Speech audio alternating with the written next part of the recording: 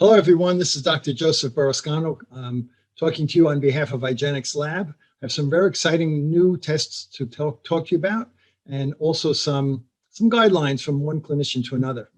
And the title of my speech is, are tick-borne diseases really a clinical diagnosis?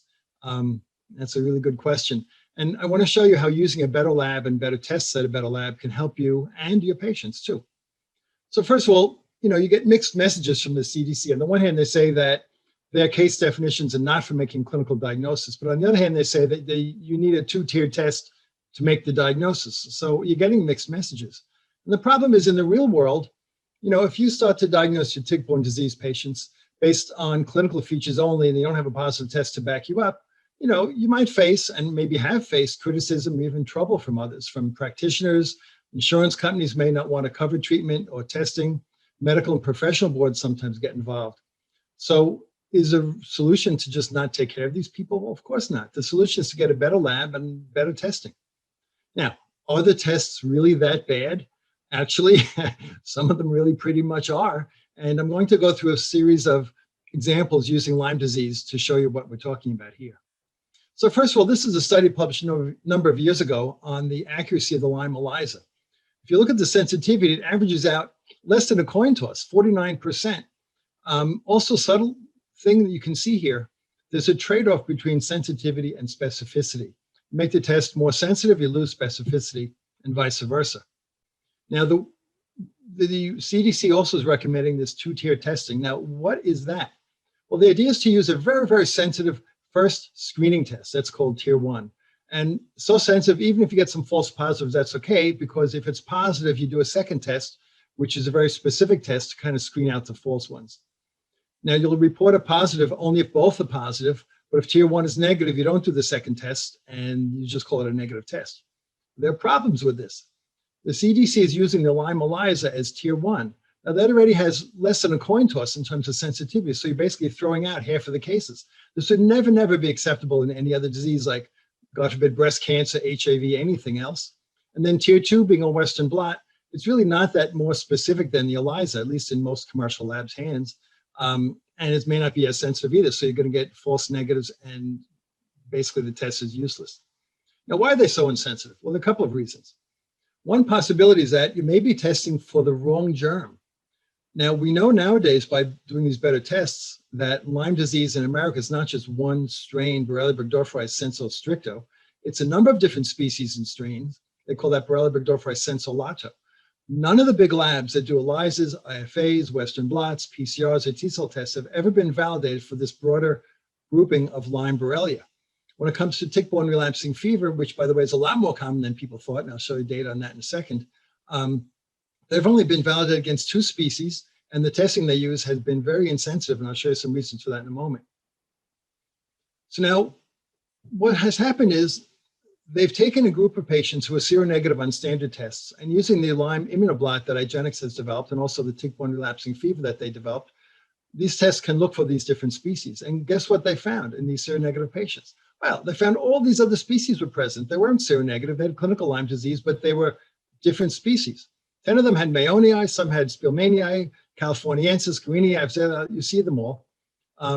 Only one of them, this is now a series of 36, actually taken from a real clinician's practice.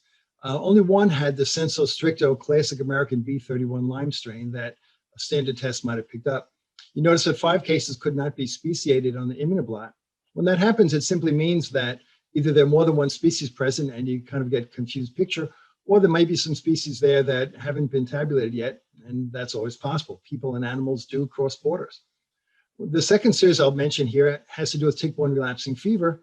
48 cases, they found Hermsii, Miyamoto, Tricarte, Tricycalike, 26 other species, probably Parkeri, Coriaceae, others that haven't been tabulated yet, but we know are existing in America. So the bottom line is you need a better lab, a better test that will look for these other species. It's not just stricto. Now, the IGeneX ImmunoBlots and also their broad coverage assays are not only designed to detect multiple species, but they're more sensitive and more specific based on this new technology. The technology uses recombinant antigens that increases the sensitivity, increases specificity, and extends the species coverage. And as I showed you, you can detect multiple species of the different Borrelia. They also, and this ImmunoBlot is basically designed to totally replace the Western blot. They also offer the broad coverage assay, which is another IGeneX exclusive, and that basically replaces the ELISA because it, like an ELISA, is a simple test, but on the other hand, it does detect multiple species. I want to show you a comparison. This is a Western blot for Lyme disease. The way they make it is they take laboratory strains, not human strains, but tick strains that are cultured in the lab, and they culture them, they lyse them up, and they get the antigens out to make this strip. What they do is they put them on test the paper, it's a kind of a filter paper, subject them to electrophoresis, and these different antigens spread out based on their molecular weight. Now, the quality of the culture is going to influence the quality of the Western blot. For the very strongly grown culture, you get a very strong reactivity, and you might get some false positives. Likewise, a weak culture, weak reactivity, you might get some false negatives. Also, the way you interpret this is based on two things: how dark this band is, this blot band is what they call it, and also where it's located on the filter paper. It's kind of inexact, kind of last century science, if you ask me. The other problem is that there's some bands that are very specific for the germs you're looking for, but there are also some non-specific bands. Other bacteria and other things in your blood can develop antibodies that might cross-react or migrate in the same way a Lyme antigen does. So here we go with an ImmunoBlot. Look at how much better this is. First of all, it's not made from cultured lab strains that never saw or tasted the blood of a human. They're recombinant antigens that are specifically engineered to detect multiple strains and multiple species.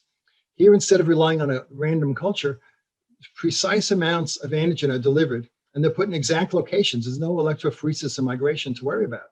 So they know exactly what's there and how much is there. Also, the bands that they have, because they chose the bands, they're not just random, these are very specific. All bands are specific. There are no non-specific bands. And I'm going to show you this picture side by side. I mean, look at the comparison. I mean, you can't compare. It's last century technology versus today. Now, how about the accuracy? The ImmunoBlot, now this has been validated with multiple sample sources. The specificity by the criteria that IGeneX come up with is between 97 to 99%. Even using the really strict surveillance criteria from CDC, it's 100% to 99%. I mean, it's really, really very specific. Now, the sensitivity using the IGeneX criteria is very interesting. What they found is that in validated samples, blinded samples from the CDC, when they tested it, early Lyme, the ImmunoBlot, when you combine IgM and IgG, picked up 93% of cases. Never before have we had a test in early Lyme that's this accurate. For example, you get someone who comes in with the summer flu, they got aches and pains and headache. What is it? Is it Lyme disease? What do? Do you wait and see what happens? Do you test them a month from now? Do you maybe give them antibiotics and see what happens? What if they have an atypical rash? What is it? A spider bite, an allergic reaction? Is it cellulitis? Here we have a test finally that, based on CDC test samples, will pick up 93% of early Lyme disease cases. So that's basically a game changer right there. The sensitivity, 97 to 99% for established Lyme, 93% for early Lyme. Even CDC criteria show early Lyme 73% and late Lyme 93%. Far, far better than the coin toss of the ELISA that I showed you before. Now, you know, it's not just Lyme disease. In 2018, a study was done where they tested actually over 10,000 patient samples from all around the United States. They found Babesia is number one. They found Lyme and relapsing fever, Borrelia, Bartonella, Anaplasma, Rickettsia, Ehrlichia. As you can imagine, a lot of different things.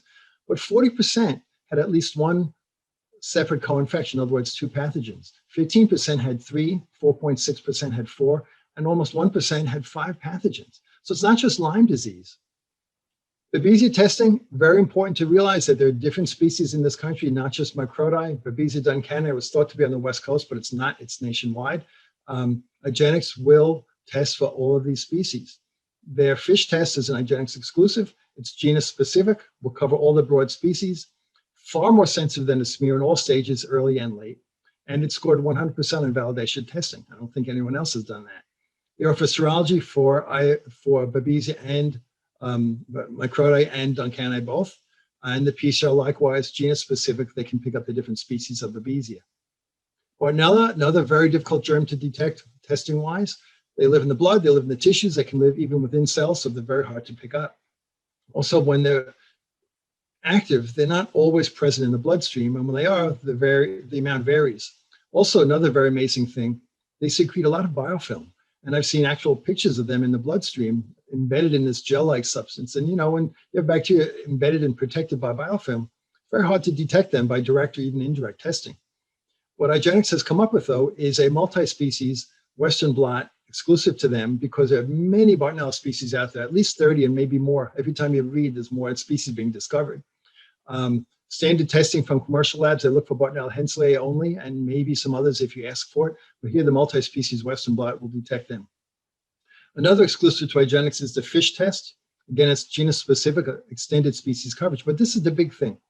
The fish is the only test out there that we know of that can detect organisms that are embedded in the biofilm, and that's why it's the most sensitive direct test out there.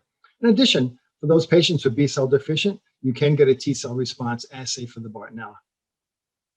Rickettsia. We offer IGeneX, PCR, and serologies for all the major pathogens, and my advice is get both the serology and the PCR for maximum pickup. What IGeneX also offers, because of the diversity of pathogens out there, are testing panels. You need to often test for multiple things because of the co-infection problems. You also need to test for multiple pathogens within a group, as I showed you with the ImmunoBlot. So they've come up with testing panels that will combine together the most popular and most logical sequence of testing. And not only do they do that to make life simpler, they give huge discounts. So I recommend you become familiar with their testing panels and always can call them or talk to the salespeople if you need advice. IGeneX also is doing things with COVID-19. I want to talk to you about that before we close. They have tests now that are not available anywhere else. First of all, if you talk about antibody testing for COVID, it's pretty problematic.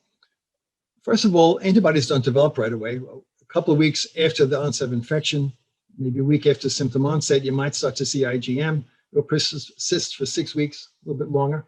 IgG comes a week or two later than that and can persist for 3 months or longer, less so in the elderly. Some people don't develop antibody response after infection or even after vaccine. This is something we found. The standard testing for antibodies really doesn't do so well. You get false positives, possibly because of the coronaviruses that are present from common colds. Maybe there's some cross-reactivity, I'm not sure.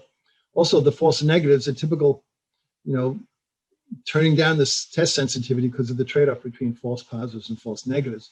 So the answer here is the ImmunoBlot. As you saw with the Borrelia, same thing. It's more sensitive and more specific. Look at the picture of this ImmunoBlot, how beautiful that picture is. Beauty's in the eye of the beholder, I suppose. Anyway, so this test, again, uses recombinant antigens, specifically looking for the 2-spike S1 and S2 proteins, the nucleocapsid, and the other spike protein, the RBD receptor binding domain. Because of these are recombinant antigens to these specific proteins, there's far less cross-reactivity with other coronaviruses, and actually can help you distinguish natural immunity from the infection versus immunity from that derived from the 2 vaccines we now have available, vaccine types we have available here in America. Sensitivity, IgM, 70%, IgG, 91%, specificity for both, 99.5%, far better than standard serologies. And the new thing that just came out, you're probably the first group to hear this, T-cell response assay. Everyone has been talking for months now about how antibody testing, which is a B-cell response, is not enough in COVID. There's something else going on, and that is the T-cell. So IGeneX has now developed a T-cell response assay. It's called the IGeneX Spot T-cell response assay. And that is really important because some people, as I mentioned, don't develop antibody reactivity, but they do develop T-cell response, and sometimes vice versa.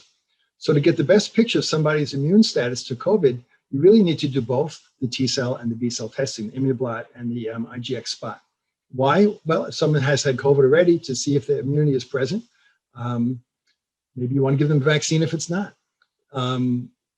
Obviously, if you want to give a vaccine and someone who doesn't need it anymore, then, or doesn't need it yet, I should say, then that's a good reason to do the testing. And also post-vaccine, not everybody develops immunity from the vaccine. It's another thing that has been found now that these tests are out there.